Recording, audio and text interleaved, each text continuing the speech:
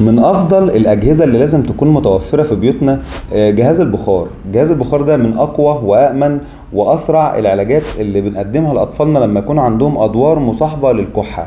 يعني لما تروح في الشتاء وابنك يبقى تعبان والدكتور يكتب لك مثلا جلسات بخار جلستين ثلاثه في اليوم مثلا لمده اسبوع، انت هتصرف ثمن الجهاز في المستوصف اللي انت هتروح تدي ابنك الجلسات فيه. وضيف على كده ان ابنك هيبقى واقف في عز السقعه تحت في وسط مكان مليان عيانين، فممكن ياخد دور اصعب من الدور اللي هو جاي بيه اصلا. فالمفروض وانت بتتجوزي وجبت الاجهزه الكهربائيه كان المفروض يكون من ضمن قائمه الاجهزه جهاز البخار في وسط بقى الخلاط والبوتاجاز والثلاجه والحاجات دي. فانا بقول لكم كده ليه؟ لان الجهاز ده مهم جدا بالذات في الشتاء، مهم وقوي. مفيش حاجه اسمها يتعود عليه، الكلام ده كلام فاضي واتلغى، مفيش حاجه اسمها كده.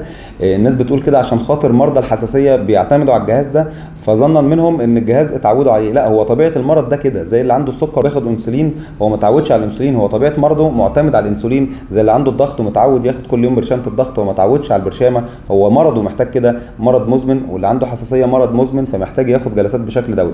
انما مش ده الاستخدام الوحيد لجهاز البخار. الجهاز مهم ويا ريت تعرفوا توفروه في بيوتكم.